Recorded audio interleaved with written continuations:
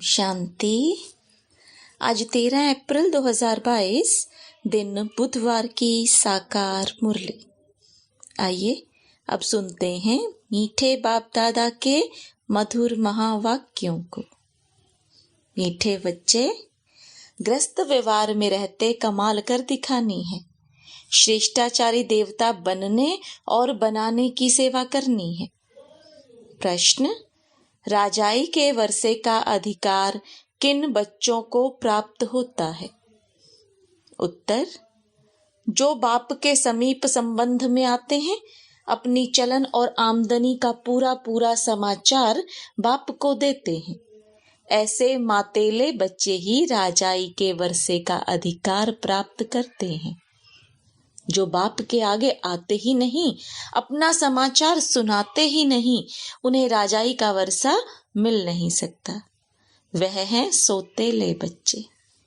बाबा कहते हैं, बच्चे अपना पूरा समाचार दो तो बाबा समझे यह क्या सर्विस कर रहे हैं।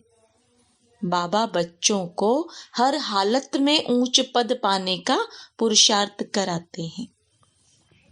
गीत: कौन आया मेरे मन के द्वारे।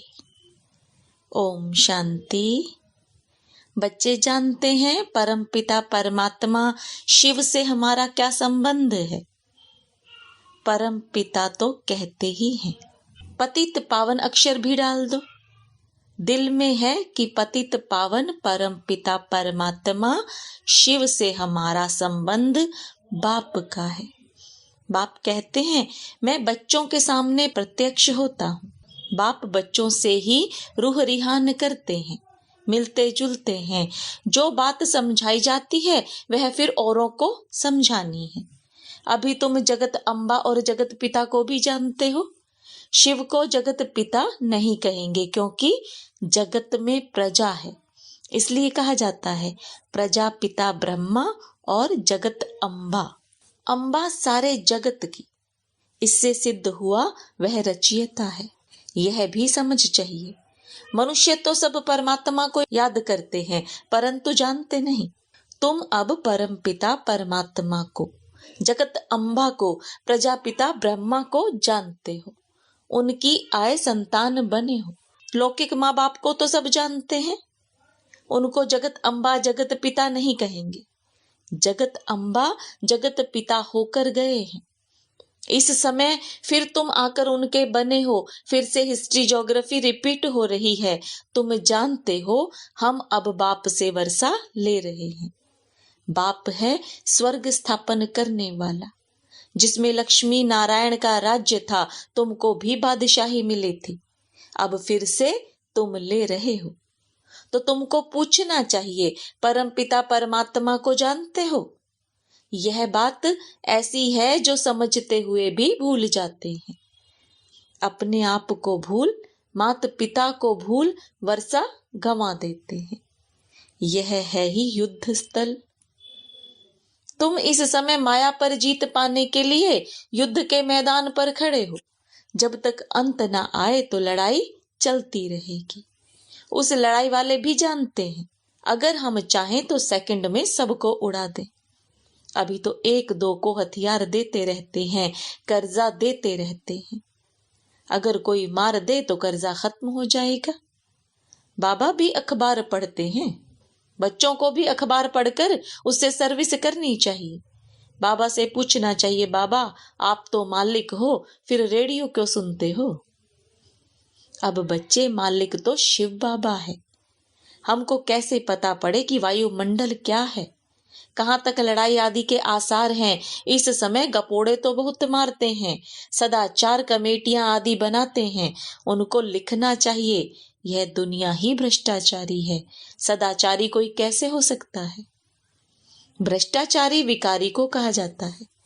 यह बातें तुम बच्चे ही जानते हो। बच्चों में भी नंबरवार हैं। तुम सबसे पूछो कि परम पिता परमात्मा से आपका क्या संबंध है? जैसे क्रिश्चियन जानते हैं क्राइस्ट ने फलाने समय पर जन्म लिया। अच्छा, उनके आगे कौन थे? लक्ष्मी नारायण को राज्य किए कितना समय हुआ है? इस समय आदि सनातन देवी देवता धर्म वाले ही धर्म भ्रष्ट, कर्म भ्रष्ट हो गए हैं। शास्त्रों में ही लाखों वर्ष कह दिया है। अब तुम सुजाग हो गए हो, फिर औरों को भी सुजाग करना है। तुम जानते हो शिव हमारा बाप है, प्रजापिता ब्रह्मा और जगत अम्बा भी हमारे मम्मा बाबा हैं। फिर पूछा जाता है लक्ष्मी नारायण को सतयुग का वर्षा कहाँ से मिला? 5000 वर्ष हुआ मिला था, अब नहीं है, अब मिल रहा है। अब हिस्ट्री रिपीट हो रही है। अब सभी को बाप का संदेश कैसे दें? क्या घर घर में ढिंढोरा पीटें? अच्छा, बोर्ड भी तुम लगा सकते हो, क्योंकि तुम हो मास्टर अविनाशी सर्जन। परम पिता परमात्मा है निराकार। अब यह तो कोई नहीं जानते कि शिव बाबा ने किसके शरीर में जन्म लिया। ऐसे भी नहीं कह सकते कि कृष्ण के शरीर में प्रवेश कर जन्म लिया। यह तो तुम नंबरवार जानते हो कि वह हमारा परम पिता भी है और हमारा टीचर भी है। हमको बहुत अच्छी शिक्षा दे रहे हैं। बाबा फिर से कल्प के बाद आकर मिले। समझते हो, पक्का पक्का निश्चय भी है। फिर घर जाते ही वह नशा उड़ जाता है। घर गृहस्थ में रहते, धंधे धौरी में रहते, कहाँ तक नशा रहता है? यह तो जरूर बाप को लिखना चाहिए। परंतु बच्चे बाप को पूरा समाचार देते नहीं। तुम बच्चे बाप को पूरा जानते हो तो बाप को भी तुम्हारा पूरा मालूम होना चाहिए। जबकि वह तुम्हारा दादा है तो उनको तुम्हारी चलन और आमदनी का पूरा पूरा मालूम होना चाहिए। तब तो मत देंगे। तुम कहेंगे शिव बाबा तो अंतर्यामी है, परंतु यह ब्रह्मा कैसे जाने? कोई तो बाबा के आगे आते ही नहीं है, इसलिए समझा जाता है यह सौतेले बच्चे हैं तो राजाई का वर्षा नहीं पा सकेंगे। अगर श्रीमत पर चलना है तो पूरा समाचार देना है। बच्चे भी बाप का सब कुछ जान लेते हैं, बाप को भी समाचार देना चाहिए। यह है हमारा रूहानी गृहस्थ व्यवहार का संबंध। यह है रूहानी ईश्वरीय परिवार। सुप्रीम रूह से सभी आत्माओं का संबंध है ना। सबसे यह प्रश्न पूछो कि तुम इन लक्ष्मी नारायण को जानते हो, परम पिता परमात्मा को जानते हो? तुम सतयुगी श्रेष्ठाचारी देवी देवताओं को जानते हो? तुम लिख सकते हो कि इन सब बातों को जानने से तुम श्रेष्ठाचारी बन सकते हो, नहीं तो कदाचित नहीं बन सकते। ऐसी ऐसी सर्विस करने से तुम ऊंच पद पा सकते हो। भ्रष्टाचारी को श्रेष्ठाचारी बनाना यह तुम्हारा धंधा है, तो क्यों नहीं बोर्ड लगाते हो? स्त्री पुरुष दोनों इस सर्विस पर हैं। बाबा डायरेक्शन देते हैं, परंतु बच्चे फिर भूल जाते हैं, अपने ही धंधे में लग जाते हैं। सर्विस जो करनी है वह करते ही नहीं है। ना पूरा समाचार देते हैं, ना बोर्ड लगाते हैं। बोर्ड नहीं लगाया, सर्विस नहीं की तो समझेंगे देह अभिमान बहुत है। मुरली तो सब सुनते हैं, बाबा क्या कहते हैं? अनेक मत मिलती है। प्रदर्शनी के लिए बाबा कहते, बच्चे गर्मी है तो पहाड़ी पर जाकर प्रबंध करो। अब देखें कहां से समाचार आता है कि बाबा हम यह प्रबंध कर सकते हैं। जानकारी है तो जाकर हाल व धर्मशाला लेकर प्रबंध रचना है तो बहुतों को संदेश मिले। यहाँ भी बोर्ड लगा हुआ हो, ज्ञान सागर पतित पावन निराकार परमात्मा से तुम्हारा क्या संबंध है? फिर जगत अम्बा और जगत पिता से तुम्हारा क्या संबंध है? वह क्या देंगे? जरूर जगत का मालिक बनाएंगे। बरोबर तुम अब बन रहे हो, कल्प पहले भी बने थे। तुम यह बोर्ड लिख दो तो फिर यह सब प्रश्न ही खत्म हो जाएंगे। लक्ष्मी नारायण को यह विश्व के मालिक पने का वर्षा कैसे मिला? पूछने वाला तो जरूर जानता होगा। अगर इतनी सर्विस नहीं करेंगे तो गद्दी पर कैसे बैठेंगे? यह राजयोग है नर से नारायण बनने का, प्रजा बनने का नहीं। क्या तुम यहाँ प्रजा बनने आए हो? बाबा के पास समाचार आए तो बाबा समझे कि यह सर्विस कर रहे हैं।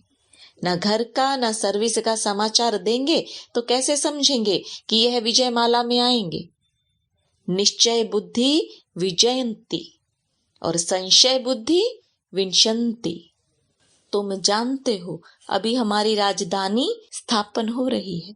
उस राजधानी में ऊंच पद पाने का तुम बच्चों को पुरुषार्थ करना है, परंतु कोई की तकदीर में नहीं है तो टीचर क्या कर सकता है।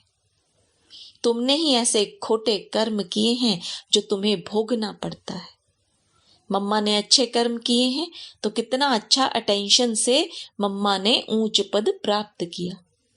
तुम बच्चों को हर हालत में खूब पुरुषार्थ करना चाहिए।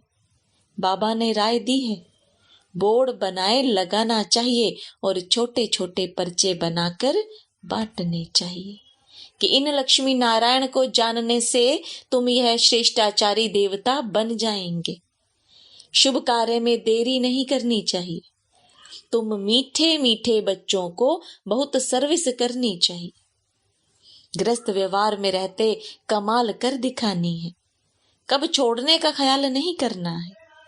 तुम जानते हो बाबा हमको ब्रह्मा द्वारा सिखला रहे हैं। शिव बाबा भारत में आया है तो क्या निराकार आया? कैसे आया?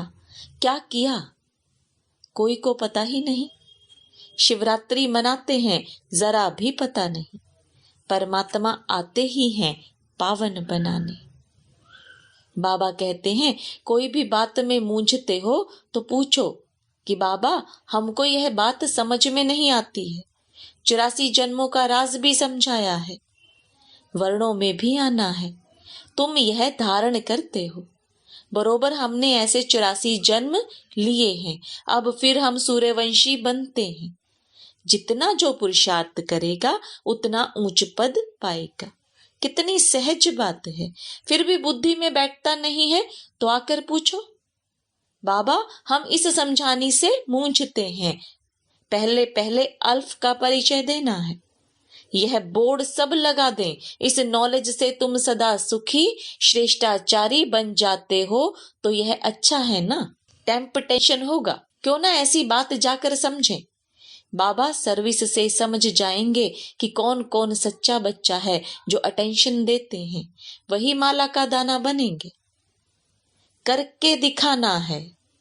तुम तो प्रैक्टिकल सम्मुख बैठ सुन रहे हो, बाकी बच्चे मुरली द्वारा सुनेंगे। यह सब समझने की बातें हैं।